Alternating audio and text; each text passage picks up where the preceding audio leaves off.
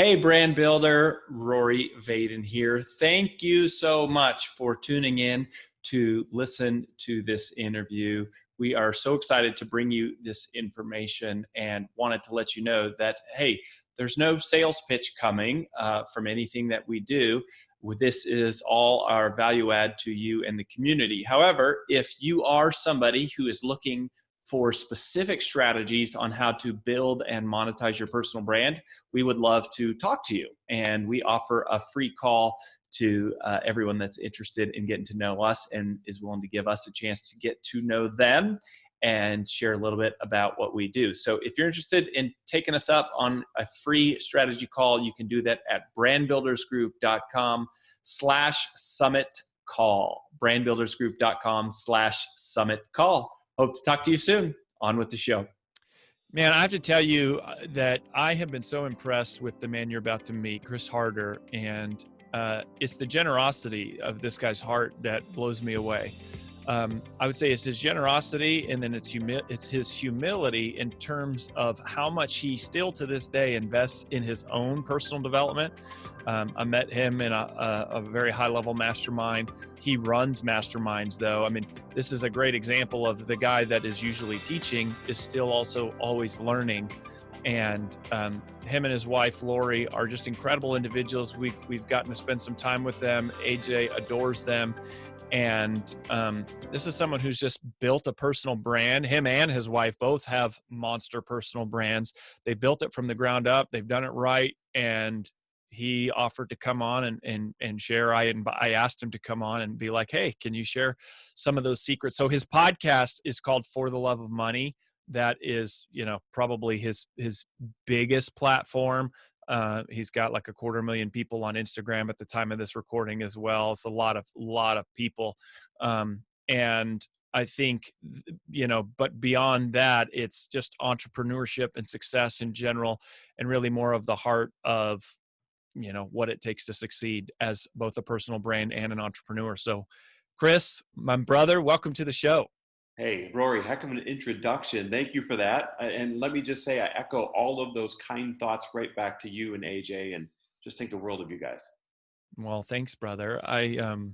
It's been fun for us to kind of, as we've shifted more from like the corporate world into more of the entrepreneurial world the last couple of years, and then also starting my personal brand over, like really getting into the space and seeing what people have been doing. And you were one of the first people that kind of popped up on my radar and in my feed, and I was seeing around. And, I would love to just, so being that you are a money guy and you talk about money and gratitude and generosity and giving and accumulating and investing, from a personal brand perspective, are you open to just share with us, like, how do you actually make money? Because I think that's just a question people still have, is just like, there's so many different ways to make money. What actually pays your bills every week? Yeah, what a great question. Okay, so and I love that you're all about personal branding, because what I'm about to share all comes from one central piece, and that is the personal brand, right?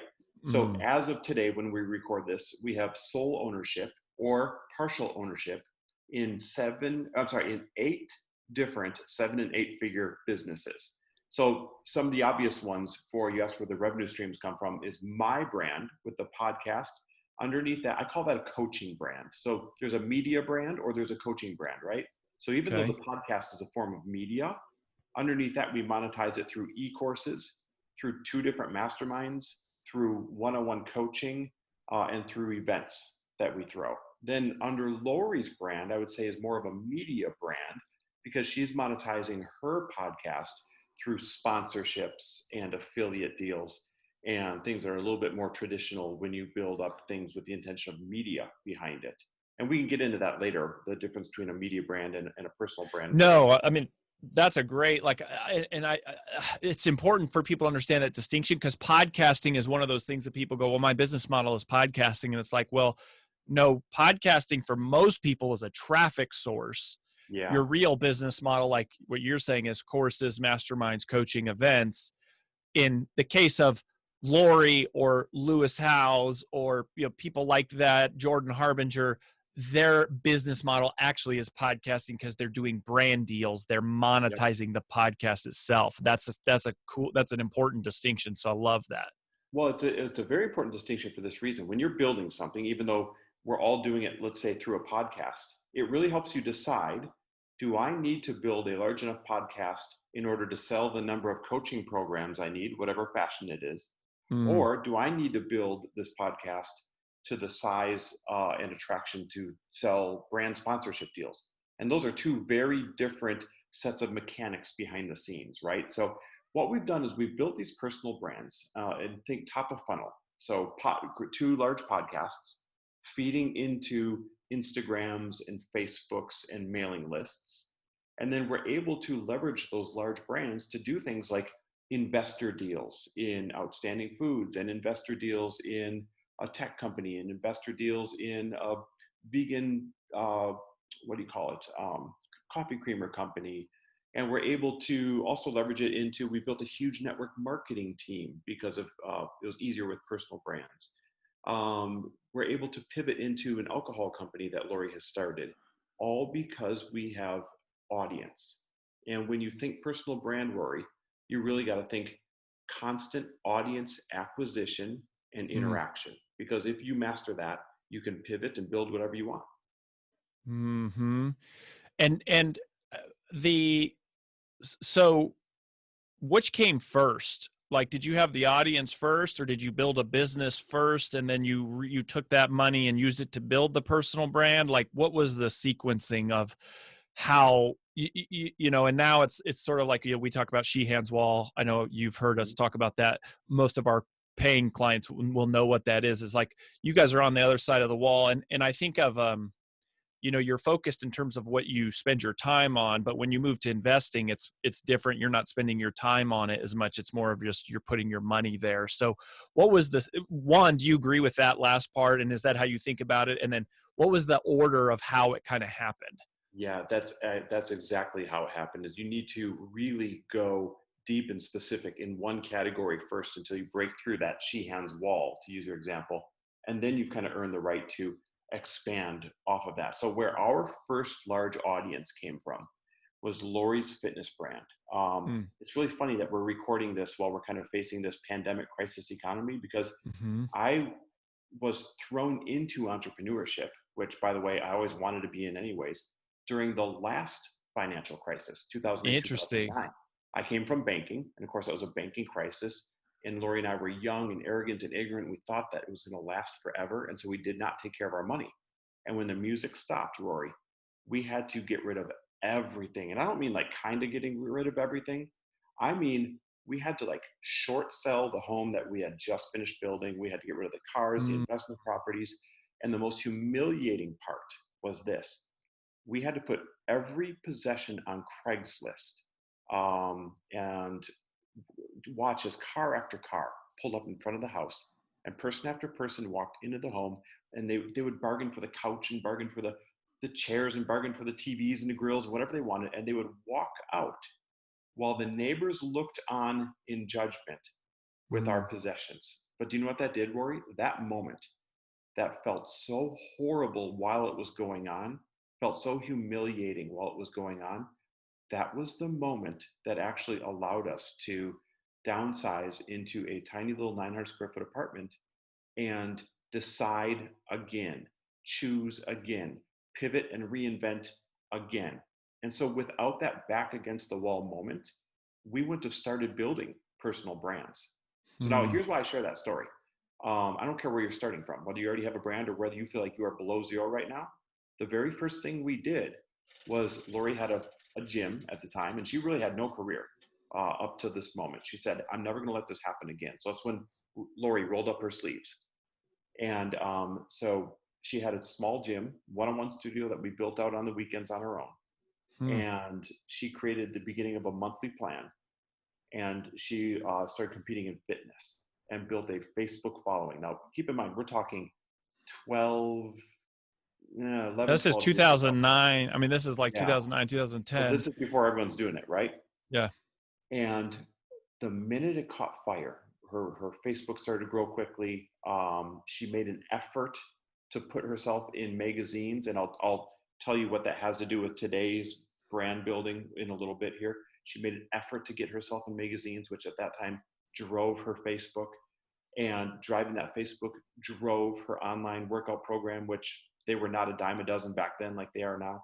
Right. And it was building that very intentional building of a Facebook audience and building an online revenue stream in addition to that gym that made us really take off and realize that this is what we wanted to do from here on out. And at the time, Rory, I was a partner in a mortgage bank. And you're right, so I left the bank that laid me off and I took a partnership in a mortgage bank.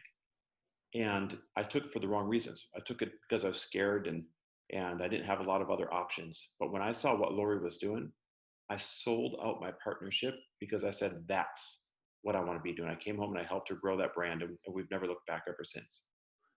Wow. Interesting. Yes. So you mentioned something there about not everybody was doing it. Mm-hmm. Right. And so to that, you're back against the wall. That's a powerful story. Cause I know for sure there's somebody is listening right now that's going through something similar to what you went through. Do you think it's too late to build the personal brand? Like you said, workout programs are a dime a dozen, Facebook, is, now it's really Instagram, and even Instagram is like on the later part of its maturity cycle. Yeah. Like do you think it's too late? Do you think, Mm-hmm. is there a next thing? Do you think it's just the same old tools and just kind of starting from ground zero? Like what's your opinion on the life cycle opportunity here? I'm so glad you asked this. It's never too late, number one. Opportunity never goes away. It just changes shape, form, and location. So it might change from Facebook. Actually, let's be honest. It changed from MySpace to Facebook, and Facebook to Instagram, and Instagram to TikTok now. And but it's always just changing shape and location. And it's our job as we're building personal brands to always be aware of looking for how it's changing and where it's changing into, and to go that direction. And so if you're just starting a brand right now, you cannot have thoughts of it's too saturated or everybody's already doing it, because you're going to do it differently. You're going to have a little different swagger, a little different spin, a little different set of beliefs, a little bit different energy behind what you teach. And so even if someone has already started a similar podcast, even if they've started a similar brand, even if they've started a similar membership or similar mastermind, yours is going to be different, and it's going to speak to the people that don't yet resonate with the ones that are out there. And here's the most important point: if people are afraid that it's too saturated, all you have to do is reel yourself back in and say, what is my financial goal? Great. Let's pretend it's, $1 million. Okay. How many customers do I need at blank dollars to make $1 million? So let's say your program is $1,000. Okay. You need 1,000 customers at $1,000 to make that million. Okay, great. How many months do I have to do that? 12 months.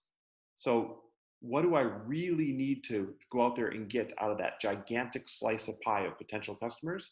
It's something that is so minuscule to meet your financial goal that even if other people are doing it, there's still more than enough to go around. And that should be what makes you excited to go out there and just carve out your tiny slice of the pie.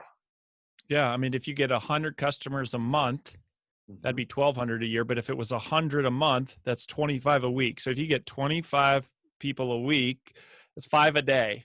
You get five people a day, you're making at $1,000, you're making $1 million. Yeah, and there's so and many if you do a tenth of that, for many people, you're probably still landing in an okay place. Exactly. Yeah, I don't want people to get caught up in $1 million example. If you want to make 100 grand, then it's just 100 customers at 1,000, or maybe 1,000 customers at $100. There's so many different routes to your goal, but the point is this: the number of customers required is such a tiny percentage out of the whole pie out there that even if you're starting today, there's still more than enough to go around. You're going to find enough customers that will resonate with your style and your teaching.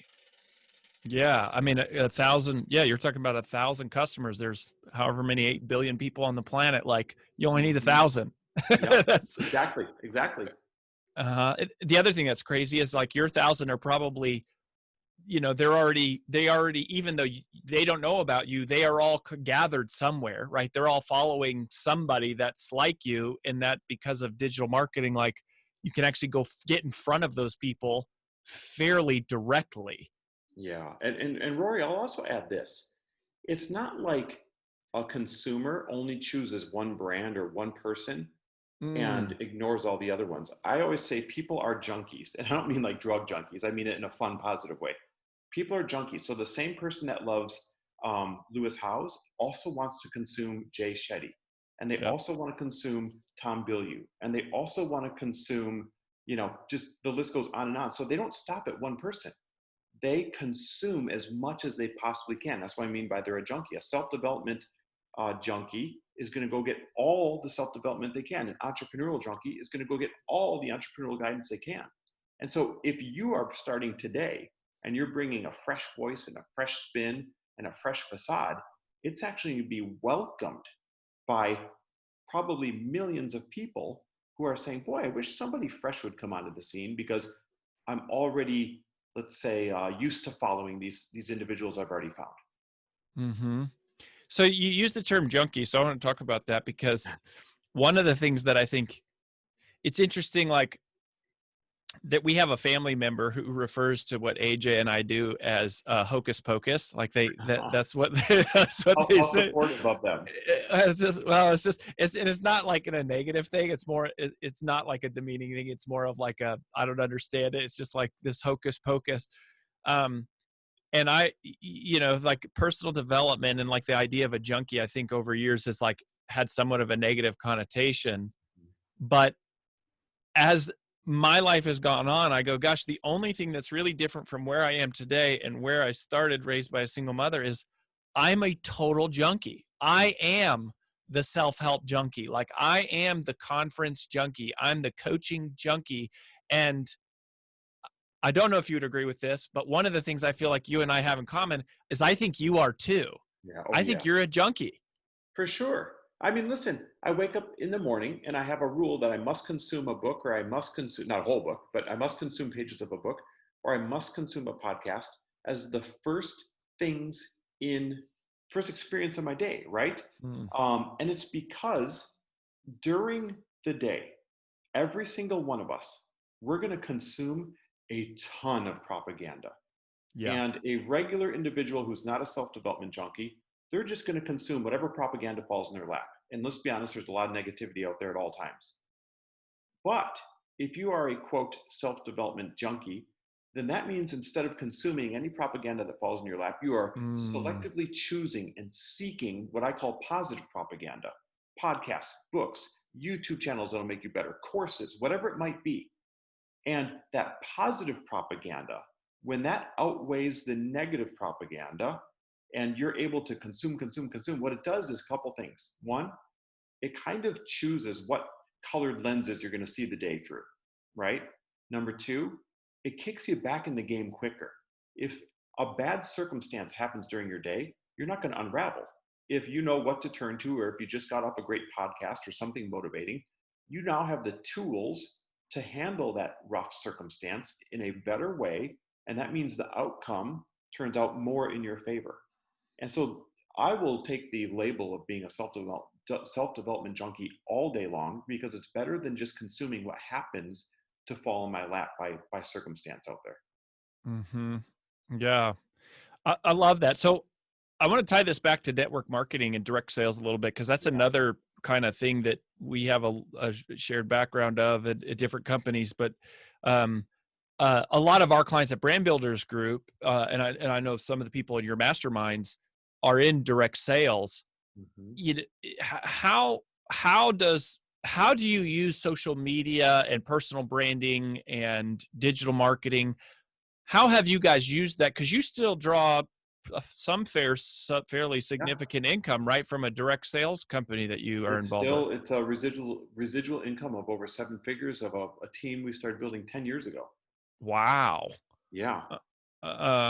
So how do you still actively kind of promote that using the tools of digital, or is it more just like the fact that you're We out there and people meet you and they ask and they're looking for opportunity and it just kind of comes up in conversation. At this point, it just falls in our lap. People just see us or hear of us, and by proximity, a lot of times they'll just go sign up on our team. So we're not very active in it anymore, but we spent a lot of years being wildly active in it. And I'll tell you what, one of my favorite things about network marketing is this, and I want to talk about it quick because it gets a bad knock, right? Right. So, and this is coming from somebody who, number one, used to totally judge it. I thought I would never do that in my life. Number two, we have so many different types of companies and so many different arenas that I'm not sharing what I'm about to share from being, this is my number one income source. I'm sharing this from the standpoint of, in all the samples I've been a part of, I really stand behind this one opportunity. And here's why. So, in my opinion, it is the greatest set of training wheels in order for entrepreneurship that you could ever earn your keep on, that you could ever learn on. And here's what I mean. The barrier of entry in almost any kind of company is always very low. It's something you're consuming anyways, something you'd spend money on anyways. Right. But the upside is limitless. I know probably at least 200 different people from different companies that have made over 7 figures, some 8 figures in network marketing, right? So the upside is limitless. The barrier of entry is very low. And the entire journey from start to finish is one of self-development. It's one of learning sales. It's one of learning marketing. It's one of learning brand building and how to leverage it. It's one of learning team building and money management, all slowly and all in a way that you really don't have anything to risk other than a little bit of self-esteem and a couple friends sometimes, because that is probably the highest, the biggest cost of entry is a few people will judge you in the beginning. And if you can let your ego go, it's a great set of training wheels to truly learn real entrepreneurship. Man, I've never heard that quite like that. And I totally believe in what you're saying. And the other, in terms of the training wheels, the part that's so cool, and at this point we're out of all direct sales because I speak to so many of the different companies that we actually had to move out of that. But I still believe it. My mom, we just actively helped get my mom back into a direct sales company, and she was at Mary Kay years ago when I was younger. But the other thing is, you don't have to build the product. And even in a personal brand, half the battle is creating an amazing product. The other half is making sure a whole bunch of people know about it.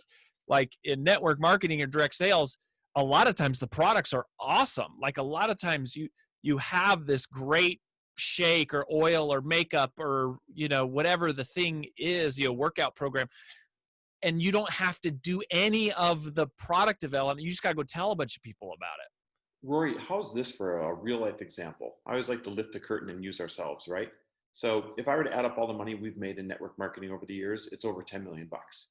Wow. And we started for probably $200 worth of shakes that we tried back when we were saying, I would never do this. Now, for comparison, this beverage company that Lori's starting, we have over $250,000 into lawyers, IP, formulation, sampling, trademarks, you name it, and we don't even have a run of product yet. So how is that for a comparison of barrier of entry compared to payoff? If you are just joining a network marketing team in a very safe way to learn entrepreneurship, as opposed to what it really costs to develop and launch any other physical product. Yeah. And I think, this isn't meant to be a commercial for network marketing by any means, but the thing that to me speaks so consistently about your story is one of humility, of being willing to do the things, to take the stairs. It's the metaphor that we use all the time, of doing the things that no one else wanted to do and not being afraid of judgment and having your back against the wall and selling all your stuff off and then doing direct sales. And then, I know for sure, because this is true about every personal brand, that you started a podcast, nobody was freaking listening. No. You were doing Facebook, nobody was there. It's easier now because you know that you're actually impacting lives. But when you first start, it's like, well, this happened to me. I shared this with somebody this week. So I just relaunched. I had to start over, and I have a brand new YouTube channel. My video from this week has 3 views. Oh my gosh, I know 3. the feeling. One of them is mine, right? And I'm pretty sure the other one is like the person on my team who posted the video. I'll go watch it. You'll have 4. Nice, yes. And Listen, but it's you and I are willing to do that. We are willing to have 0 followers. We are willing to have 3 views.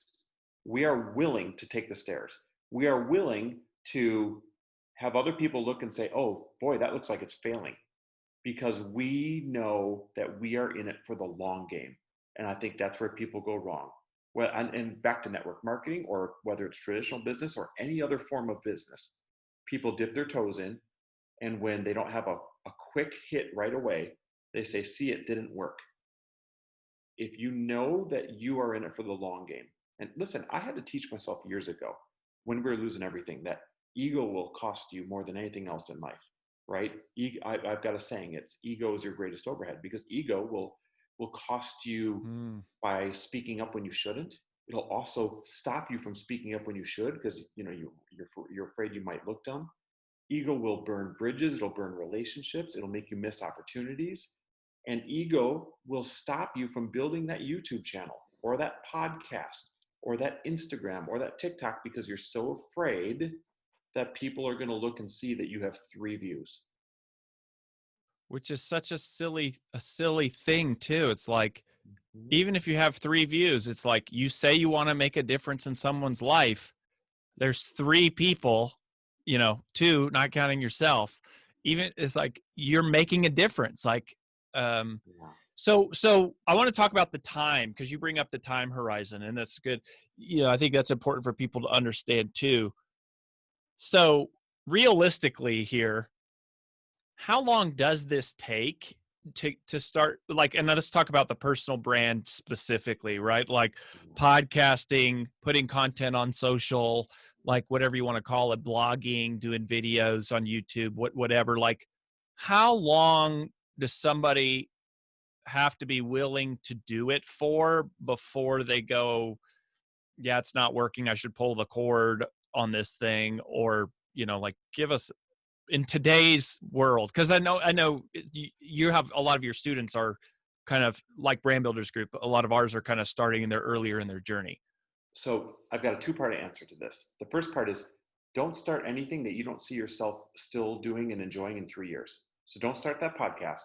Don't start that YouTube channel. Don't start that Instagram account unless you see yourself enjoying it 3 years from now and continuing to build it.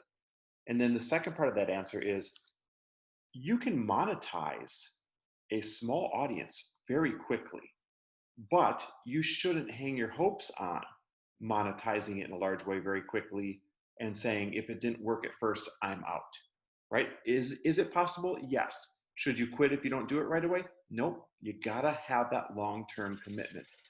So I'll give you an example. I've seen people with a very small following find 10 clients at $10,000, whether it's a coaching or a mastermind, and make $100,000 in their first few months of business. That's a very realistic scenario. I've also seen people work 5 years before they hit 6 figures. And there's a lot of factors that go into it. How much effort are you putting into it? Are you willing to reinvest your revenue into hyper growth, or are you starting to use it as a paycheck? Are you good at collaborating and mixing it up with other people out there that can point their audiences back to you, or do you feel like you're going at it solo? I mean, these are all very important things that will affect how quickly you get to grow and how quickly you get to monetize.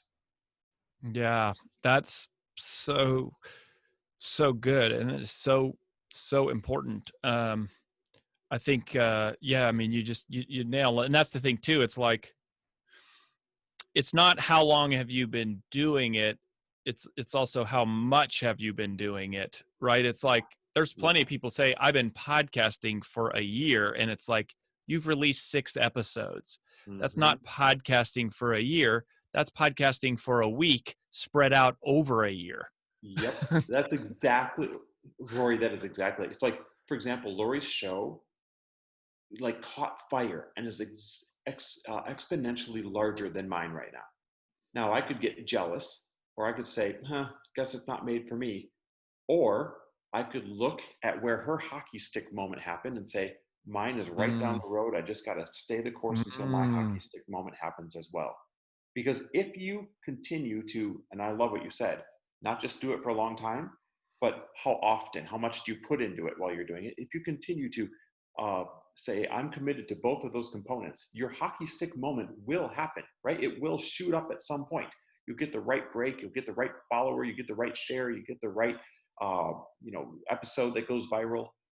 But don't stop short of that hockey stick moment just because somebody else has gotten theirs and you haven't reached yours yet.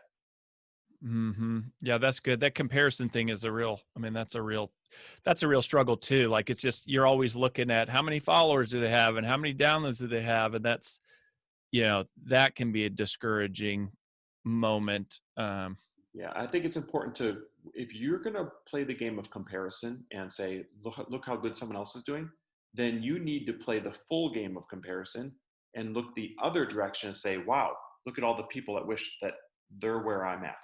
And by the way, I'm not an advocate of playing a comparison game. Stay far, far away from it. But if you're going to play it, you need to play both sides of the field.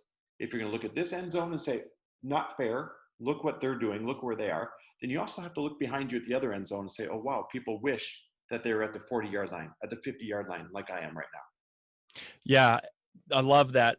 And I would also say, to that point of the full comparison, it's like, you can't look at where Lori is at today and go, okay, where am I compared to her? You have to go, how many total hours has she put in?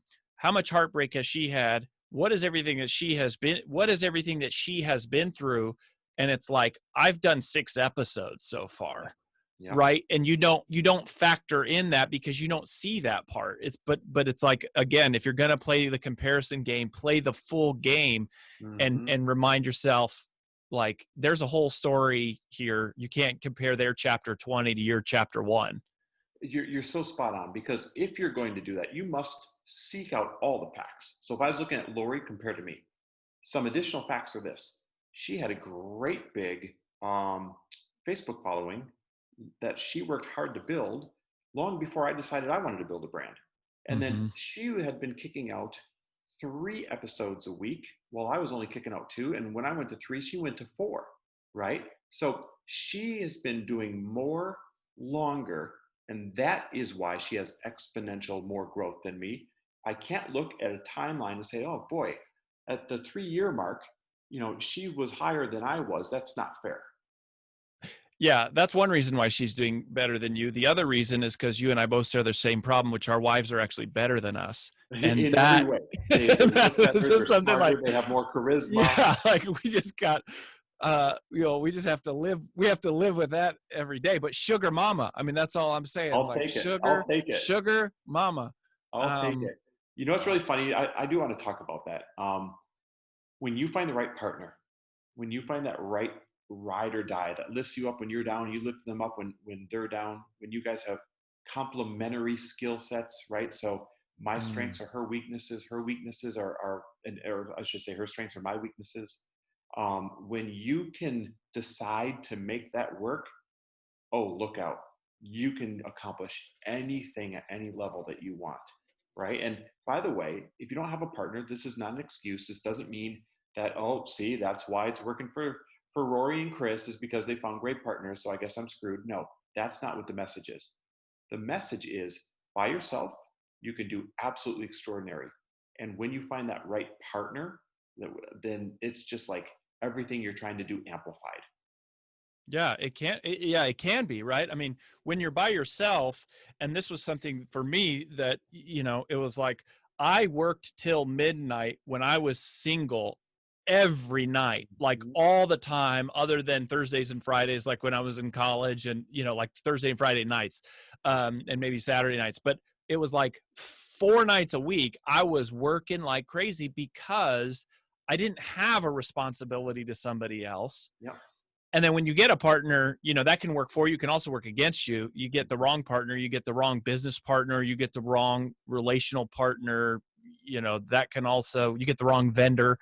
Partnerships can accelerate or decelerate, but like what you said, you'll know you have the right partner if they lift you up when you're down, and you can pick Yeah, them up when they're down. And when you decide to work together, it's like 1+1 can equal 4. absolutely, without a doubt. It's just such a magical thing to find. I love it. I love it. I love it. I love it. So Chris, buddy, where obviously you've got the podcast. If people aren't listening for the love of money, where else would you direct people if they want to kind of connect up with you and see more about what you're up to? Make sure you follow Chris, not Lori, because he needs the followers more than she does. That's me up. No, here's two great places to find me. I'll find all my episodes at fortheloveofmoney.com. And Instagram is the platform that I hang out on the most right now. And I've made a commitment to answer every single business question that comes in. And sometimes it's a daunting task, but I stick to it. So go find me there at Chris W. Harder. Yeah. All right, buddy. So last little thing here. Do you think that generosity is a necessity for a successful personal brand, or do you think it's an accessory? Do you think it's a necessity, or is it an accessory to the success of a personal brand? What a great question. Absolute necessity. Here's why. When you are generous in your relationships, then they're going to, using law of reciprocity, give you things back that will help you grow your brand. When you're generous to your customers, then law of reciprocity is going to kick in, and they're going to be more loyal and give you things back that help your business grow. When you are generous to strangers, when you're generous with your time, when you're generous with your knowledge. For example, if you create incredible opt-ins, you're generous with your knowledge for free. If you do amazing webinars for no charge and you're being generous with your knowledge and your time, then those have exponential returns on growing your business. And here's a real live example. I do live webinars right now while we're going through this crazy economy. I wanted a platform for people to be able to ask questions about their pivots, right? Now, it costs me, in other words, I'm investing 2 hours a night, 3 nights a week. So 6 hours of my life. Wow. And I mean, that's big. At the time that we're recording this, I charge $4,000 an hour for my coaching. So, I mean, it's a big commitment. But what happens every time I hang up, when I'm done serving, when I'm done adding value, when I'm done like answering the questions, and I'm on that great high because I just got to help people with their businesses, I open up my Instagram, and there are always, when you click on your notifications, there's the mentions. By the way, this is what everybody should always be measuring on their Instagram is shares and mentions, not likes and comments. But the thing that says mentions, it caps out at 99. Every single time I'm done with a webinar, it's capped out at 99. And when Wow. someone mentions, right, screenshot, wow, I just learned that, screenshot, wow, he just said this, then your followers grow exponentially faster, exponentially higher because of all those mentions. And so that is a perfect example of, if you are generous with your knowledge, if you're generous with your time, if you're generous with everything that you can be, then law of reciprocity kicks in a real tangible way. Gosh, I love that. The whole freaking personal brand business is built on the law of reciprocity. It's like you can't outgive people. Like No. you can't give away. Everyone's like, well, I can't give that away because then what do I sell them? And it's like, it's not how it works. It's like you give it away and it always comes back. It's the craziest thing. Like this whole space is invented and built upon and thrives because of that one single law. Rory, giving is the secret to everything you want in every aspect of life. And listen, it's counterintuitive. People think if I want to make more money or if I want to accumulate money, I need to save. But the answer is giving is the secret to everything you want. And here's how I learned that. I've always actually had a generous spirit ever since I was a kid. My parents grew up teaching me how to tip extra as a kid, and they'd let me figure out the tip, and they'd explain why we tip extra, because that's someone who left their family to serve our family. And then at church, they would give us boys, my brother and I, the money to put into the offering plate and explain, here's why we put a little bit more in than other people that you might see. And we weren't rich growing up. It was just they wanted to teach us generosity. So I always had this spirit, but here's where it really hit home for me. About 5 years ago, I read 30 books in 30 days. Lori was on a rocket ship. I was just treading water in the good land of good. And I wanted to catch up to Lori. So I'm like, you know what? I'm going to read 30 books in 30 days. And halfway through those books, and by the way, all the books had different agendas. They were spiritual books. They were 7 steps to this. They were autobiographies. It was how to do this. Didn't matter. The only agenda was it had to improve me in some way, and it had to be less than 300 pages so I could finish it. That's And one of my primary criteria also. Exactly. So at the 2-week mark, I remember being in bed finishing a book. I rolled over to Lori and I said, babe, you're not going to believe this, but 2 weeks in, so far, 14 out of 14 books, no matter what they're trying to sell me, giving is the common thread through these things. Like giving is the secret to what they're trying to sell me. And then I watched for that common thread, and it held true through all 30 out of 30 books. And of all the gifts that I got from taking on that little personal challenge, the number one gift was confirmation of what I kind of had a hunch of. And that is, the more you give, law of reciprocity will kick in, and the more wonderful blessings you're going to get back in different ways in life. Wow. My friends, Chris Harder, this is the story behind the story that you see. We'll have to see if we can get Lori on here sometime to get her part of this. Without a doubt. I mean, this is it's just so awesome, brother. And I appreciate you sharing so transparently, your mistakes, the failures, your insecurities, like your journey, and just kind of being a champion in the world for believing in people and encouraging them to be generous, and just modeling that generosity over and over and over again, man. We pray for you guys, and we wish you the best. Well, thank you so much. I know how much your audience means to you, and so I really appreciate you giving me this platform to share those stories and share those mistakes and share those insecurities. I feel like the more people that do that, it gives other people permission to take that first step. So thank you.